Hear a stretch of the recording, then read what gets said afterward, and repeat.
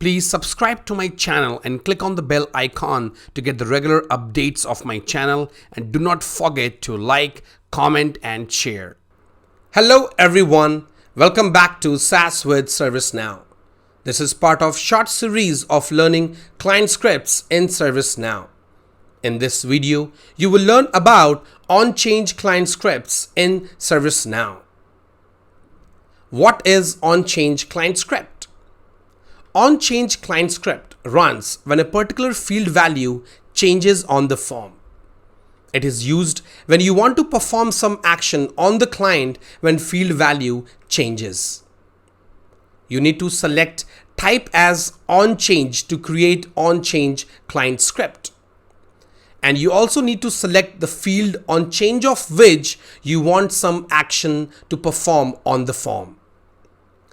Once you will select the OnChange type, you will see function OnChange automatically created in the script field, in which you can write your code, you can write your script to perform some action on change of any particular field, which is also selected in the field name field.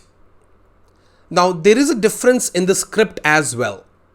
So if I talk about OnLoad client script and OnSubmit client script. Now the function which gets generated with OnLoad and OnSubmit, they don't have any kind of parameters. But if you will see OnChange client script, you will see some parameters with this function. You can provide these parameters and use them in your script as per the requirement and use case you have from your customers and clients. And these parameters are control, which stores DHTML value of the changed field. Then we have old value, which stores the old value of the field when form was opened. New value, which stores the new value of the field which was changed by the user. Then is loading, which basically confirms if the change was done as part of form load. And then we have is template. That's the last parameter for OnChange client script. That is confirm if change was done as part of template applied on the form. So maybe if you want to take some action, that if change was done as part of the template, then you might take some action as well. So it's just to differentiate different types of actions. So you can use these parameters as per the requirement you get. Major use cases of OnChange client script. Showing an alert when priority changes to P1 on incident. Populating assignment group when CI configuration item of the incident form gets changed. Then you populate the assignment group, maybe a new assignment group. Making assignment group field mandatory when category is hardware. Now making field mandatory, you can achieve it with the help of UI policy as well. That is the recommended approach. But you can also check or make fields mandatory read-only with the help of client script as well. And in that case, we can select OnChange client script and make one of the field as mandatory. Let me show you some practical examples of OnChange client script in my personal developer instance. Scenario 1. When the state of the incident changes to on hold, then work note field become mandatory. Now this can be achieved with the help of UI policy as well. But as we are learning client script, I'm just showing you the example that how you can write OnChange client script as well and make some of the fields as mandatory as well. So let me go to my personal developer instance to achieve this requirement. This is my personal developer instance. So I will go to incident list just to see the list of client scripts I have. So I will go to configure. I will click on client scripts Now this was the one which we created earlier, so I will just deactivate this. I will make it false. So it is deactivated, and I will click on new now. So this is the new form, and I will just mention work notes, or maybe I will do make work notes mandatory. And I will select, now here I will select type as OnChange. So you can see here we got these parameters. I got this function. At the same time, I also got this is loading parameter automatically. So if you want to run something, if you want to maybe check something on that loading of the form, then you can use it over here. But why exactly we do that? Because OnChange, when you are basically creating a OnChange client script, if you don't want to run anything on load, then this particular code should be available in your OnChange client script. So what I will do now, here I will select the field as state, because that's our use case. So in this scenario, we have state. So if state will be changed to on hold, then I have to make work notes as mandatory. So what I will do now, I will just do if.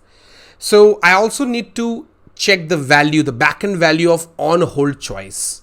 So for that, I will open maybe any racket in a different tab, and I will just go to the state, and I will do configure dictionary, because I have to check that value, backend value, so that I can use that in my code. And here we have multiple choices, but that's fine. I will do hold.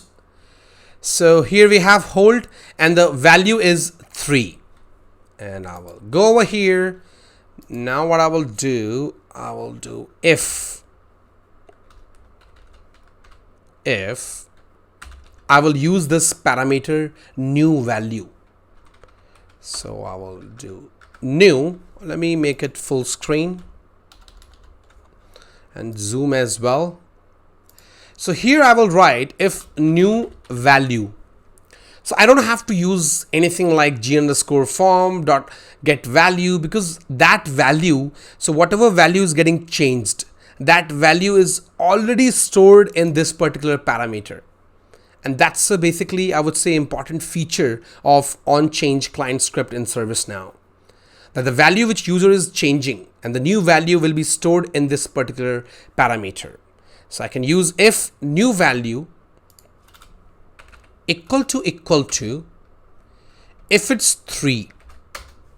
If the value is 3, that means it is getting changed, and if it's on hold, that is 3, then I will do g_form dot set mandatory. I will use this method, and I will put basically the field, and that is work underscore notes, and here I will make it true. That's a Boolean value, because yes, I want to make it mandatory, and that's it. You are done. So if I click on save, so this client script is created, and now I will do a testing. So I will close this one now, and I will just directly go to maybe incident list in a new tab. And here I will maybe, let's open this racket. I can open existing racket as well. And you can see the state is new, and work notes we have over here, it's not mandatory. So if I just select on hold, so it's showing me on hold reason, but at the same time, if I come over here, you can see work notes is also mandatory, because it ran my client script. So whatever client script I wrote, it automatically ran that when I changed this field, that is state. And if condition is also being matched, that means it is on hold, and that's what we wrote in my script. And that's the reason this work notes becomes mandatory. As we are done with first example of OnChange client script, let me show you what all values are stored in the change function parameters. So if I go to my script, If I come over here, you can see we have this OnChange function and we have these parameters. Now, when we run the client script, this client script, when we change the value of a field, what kind of values are basically stored in these parameters? You can see that as well. And that's how you can decide which parameter you have to use in your script as per the use case you get from your customers. So what I will do, I will quickly mention alert, because I will try to print values in alert so that you can see and try to understand why we have, or why we can use these different parameters in what kind of use cases. So I will start with control. Now control is basically for if you want to change the length of the field, size of the field. In that case, you can use it because it gives you, I think, get access of DHTML content of that particular field which you are changing. So I will do one thing. I will quickly basically copy this and put it 5 times because we have 5 parameters. So I will copy this one as well, this one, this one. I will paste it over here. Is loading. I will copy is loading. And the last one is template. I will put here as well. And I will just quickly save this and I will do a test. And I think, let's see if it is saved. So it is saved. And I will reload the form. Yes, I can leave the page. I am reloading the form. Now, this client script will run when we will change the state. And if I make it on hold or any state I want, so I can just maybe select on hold. So now you can see it says object HTML select element. So overall, it doesn't give you basically value because it is used to access the element, HTML element of that particular field, so that you can change the size and length of the field. Now, if I will click on close, it will give me the value for second parameter, that is old value. If I click on close, now this is the value of new because we had new. And if I click on close again, now this will show me 3. That's the new value which you have selected.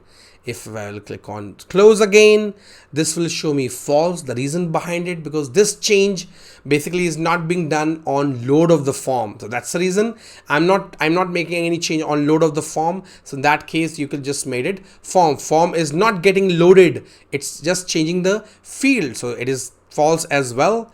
And if I close, that is also false. And what is exactly this is? This is template. Because we are not creating or we are not performing this change with the template. And if I click on close, that's it. So we were trying to change the state from new to hold. So new backend value is 1 and 3 is the backend value for on hold. That means it was able to print, it was able to show you all those values in alert box. And that's how you can understand what kind of values those parameters store, so that you can utilize these parameters in your script to get some, maybe to achieve some different kind of requirement from your customers. Scenario 2. When category is changed, then there should be a message about change of category on incident form. That's a use case we have. So I will go to my instance and I will go to list of incidents again. And I will go to client script. Here we have configure client scripts. And I have made other client scripts false, and I will click on new. This is the new form, and I will give alert on change of category. That's the name I'm giving. And then we have this on change, and the field name would be category. Because that's a use case, that's a requirement. Then when category is getting changed, then user should see that message. So I will come over here at the bottom. I will make it full screen. zoom this, and here I will write the script. Now when this value is getting changed, I have to show the alert. So I will just do alert, you are changing category from, I can do plus. Here I will put old value because old value is captured in this parameter. And then I will put this, I will add another string, value 2 from this 2 plus, and here I will put another parameter that is new value because new value is getting stored in this parameter. So I'm using these variables now, these parameters, and I will just, that's it. I think nothing else, because this time we are able to use the parameters as well. And when user is changing the category, I should just see this particular alert. That's it. So I will click on change.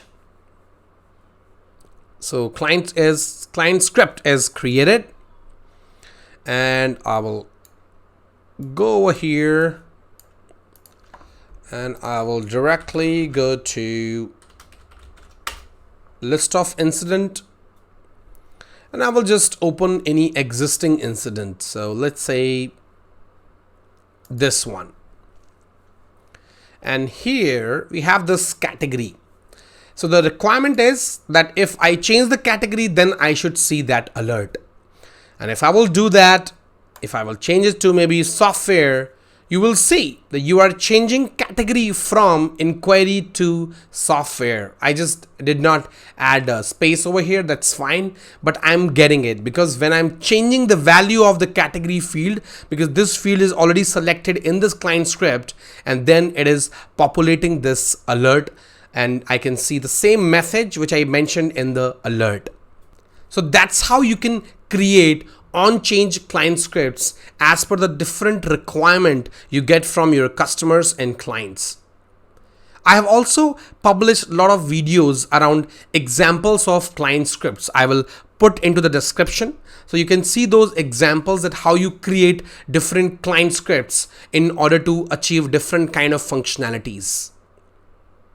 So thanks for watching this video. Have a great day.